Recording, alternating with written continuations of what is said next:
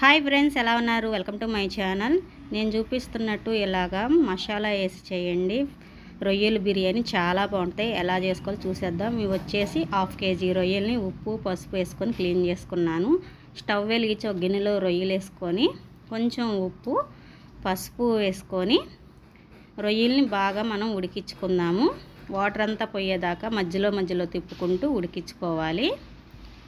ఈ రొయ్యలు ఉడికేలోపు నేను 2 గ్లాసులు బాస్మతి రైస్ తీసుకుంటున్నాను. బిర్యానీకి నేను 2 గ్లాసు బిర్యానీకి రైస్ వేసుకున్నాను.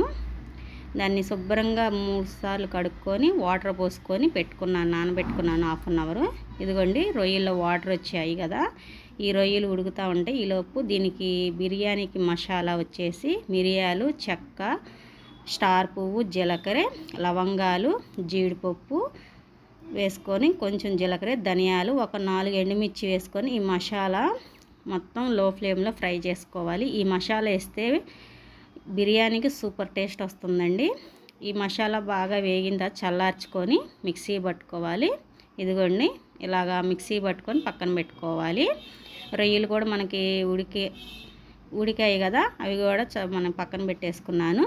ఇప్పుడు బిర్యానీకి వచ్చేసి ఒక గిన్నె తీసుకొని నెయ్యి, ఆయిల్ వేసుకున్నాను.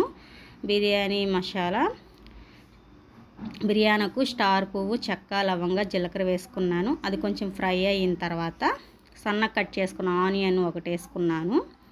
ఆనియన్ కూడా ఫ్రై అవ్వాలి. ఒకసారి మాడుకోకుండా ఆనియన్ ఫ్రై చేసుకుందాము.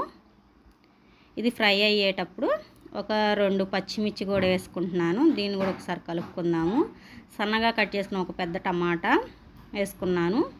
టమాటా బాగా మగ్గిన తర్వాత 1 స్పూను అల్లం వెల్లుల్లి పేస్ట్ వేసుకొని ఒక్కసారి బాగా కలుపుకోవాలి మసాలా. ఇది బాగా కలుపుకున్న తర్వాత కొంచెం 1/2 స్పూన్ పసుపు, 1 స్పూన్నర కారము, టేస్ట్కి తగ్గట్టు ఉప్పు. మనకి రొయ్యల్లో వేసుకున్నాము, వాటర్ పోసుకుంటాం కాబట్టి కొంచెం చూసుకొని మనకి చేసుకోవాలి. ఇప్పుడు కొత్తిమీర కూడా వేసుకొని ఒకసారి బాగా కలుపుకొని ముందుగా ఉడకపెట్టుకున్న రొయ్యలు ఉన్నాయి కదా, అవి కూడా వేసుకొని కొంచెం ఆ మసాలా అంతా రొయ్యలకు పట్టేదాకా ఒక 5 నిమిషాలు ఫ్రై చేసుకుందాము. ఇది ఫ్రై అయ్యింది. ఇప్పుడు ముందుగా నానబెట్టుకున్న రైస్ ఉంది కదా, అది కూడా వేసుకొని దీన్ని కూడా ఒక్క నిమిషం ఆయిల్లో ఫ్రై చేసుకుందాము. ఆ రైస్ని ఇలా ఫ్రై చేసుకుంటే బిర్యానీ చాలా బాగుంటుంది. నేను ఒక పక్క వాటర్ని వేడి చేసుకున్నాను. 2 గ్లాసుల రైస్కి నేను 3 గ్లాసులు వాటర్ వేసుకుంటున్నాను.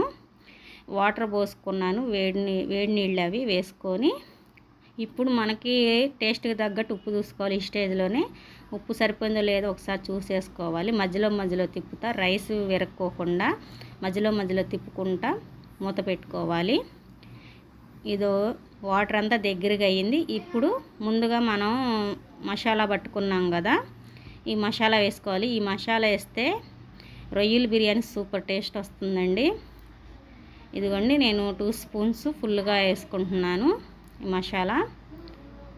మసాలా వేసుకొని దీన్ని ఒకసారి ఆ రైస్కి పట్టేలా బాగా కలుపుకోవాలి. రైస్ విరక్కోకుండా జాగ్రత్తగా కలుపుకోవాలి.